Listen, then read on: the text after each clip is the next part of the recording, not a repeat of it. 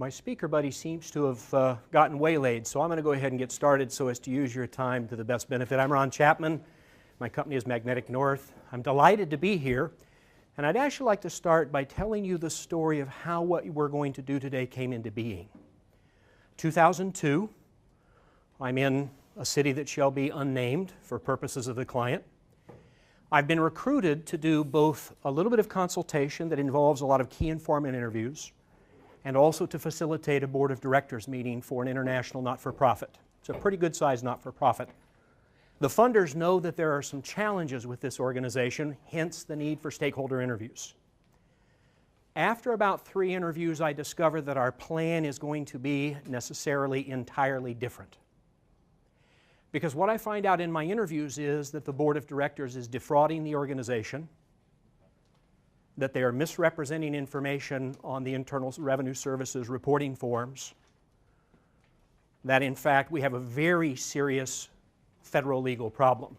I go back to my funder, who's a third-party funder, who has asked me to do this work, and we begin to talk it through. All of a sudden our design gets thrown out the door, and we adapt a different approach, which is that in a facilitated session with the board of directors, this information is going to be divulged to them. The design is for me to get thrown out of the session. That is my job, because these folks need to have a bracing dose of reality given to them. I'm real on with this plan. I realize it needs to be done. I'm up for it. We go in, and it is so successful that they send me packing without my boxed lunch.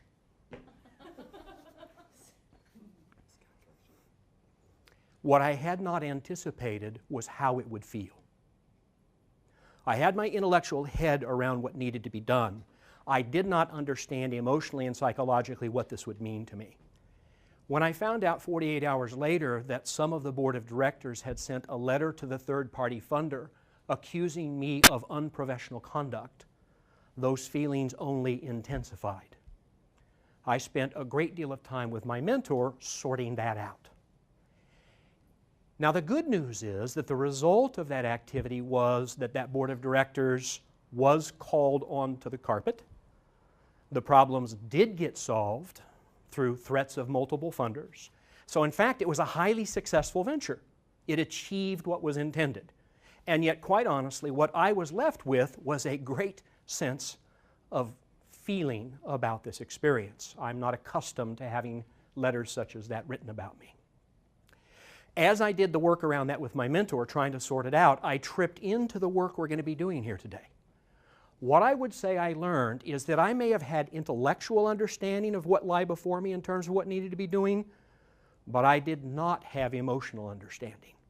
In fact, what I found out, I'm a social worker by training, and in social work school, what they teach you is you should always know your baggage when you walk in, because otherwise your baggage will get in the way of the client's outcomes. My baggage was looming large in front of me. And my baggage was pretty simple. I came in with a very high expectation of the standards of my performance. When you get a letter that says you have behaved unprofessionally, it is completely at odds with what you think you're doing. And to this day, I share this story because to this day, as I tell that story, I can easily remember how it feels. I was in fact, what I'd like to do, tell the truth, I still want to send them a letter that says, you don't understand. I did a beautiful job with you all. We solved the problem that needed to be solved. We took care of your fraud problems. Granted, I got thrown out, but we got it done. But I will never have that opportunity. So I'm forced to deal with this consequence. And it has forced me into this body of work called the Level 5 Facilitator. So before we jump into that, what I'd actually like to do is to spend a little time with introductions. And the way I'd like to do this is I'd like you to think, I have a friend who does communications work, and he says that the perfect explanation is communicated in exactly 9 words. I don't know if it's true or not, but I like it. So what I'd like you to think about for a moment is, in 9 words, or as close you can get there to, what do you want out of today? There's a reason you're here. Something about what you read in there appeals to you or piques your curiosity. I'd like you to come up with your crack at 9 words about what you'd like out of today. And I'm going to be quiet while you do that. I'll give you a few minutes to think about it.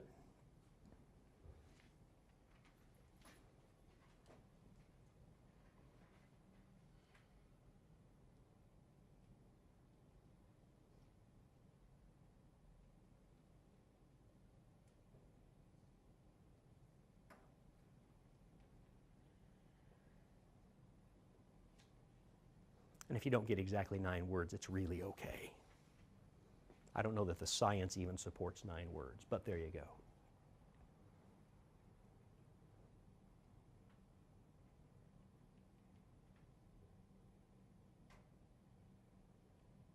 Now what I'd like you to do is we're going to do the old milling around introduction exercise, because you all can probably cover a lot more ground talking to each other. I'd like you to get up, talk to everybody in the room, share your 9 words. You can share your name and affiliation as well.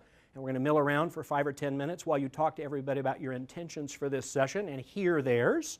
And then we're going to go into it. So you can stand up and mill around. Hello, social worker. Oh, you're a social worker too. Good, good. You have your MSW? I'm sorry? You have your MSW? I do, yes.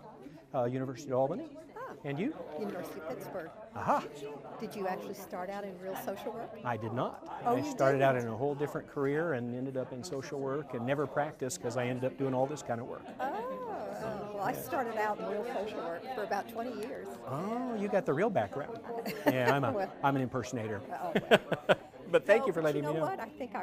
I don't know about you, but the values and what I learned sticks with me to this day. Oh, and in facilitative roles, those Absolutely. values are so useful. Yeah. And in fact, we're going to talk about this in a second. You'll recognize that as a translation of Carl Rogers. Yeah. It really struck a chord. So Good. it was very Good. interesting. I think that I've experienced that a couple of times, not as in an as extreme a situation, but certainly had that feeling of you don't understand. Just because you didn't like it doesn't mean it wasn't successful. That's right. But when they're like looking at you, like, oh, yeah. Good. Well, I'm delighted you're here. Thank you. I am as well. If you didn't get a chance to chat with somebody, find them at the break and continue that dialogue. So I'm coming in here today with one ground rule. It's actually characterized up here on this first slide. Your desires, your values, your path, and your life are wholly acceptable to me. I neither approve nor disapprove, but am placed in a position of neutrality, parenthetically, with regard to you. Through this, it becomes possible to approach you and engage you with consideration, openness, and candor. And we were just chatting a moment ago. That's a translation of the work of Carl Rogers, who was central to Rogerian theory, central to social work, central to really almost all counseling therapeutic frameworks. Because what Rogers understood, and you, I'm sure, have at least glimpsed, is that when we hold other people in complete value, all kinds of things that can happen that won't happen otherwise. In fact, I was speaking in a church of all places about this one particular weekend, and a 5th grade teacher came up with tears in her eyes. She said, "Oh, Ron, when I'm not holding those kids in positive regard, you can see it on their faces and their performance suffers." And I thought, isn't that the truth? So what I'd like to do is say just a little bit about what we're here to do. Very simply, very quickly. I'd like you to understand the attributes of this level 5 leader. I'd like for you to assess your personal and professional development. We've already begun that with some of the work on the wall, which we're going to come back to. Create a personal development action plan, because I would fail you, in my opinion, if you didn't walk out of here with something to apply. Concepts are wonderful. We got to put it on the ground somehow.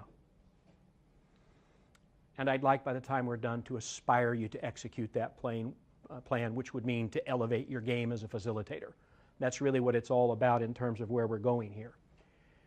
Now let's talk about this level 5 facilitator. Who here has ever seen a world-class musical performer on a stage? Yeah, okay, you'll get this. There was a time when that world-class performer, I saw George Winston one time play. He played for almost 2 hours nonstop, didn't say a word to the audience, he just played.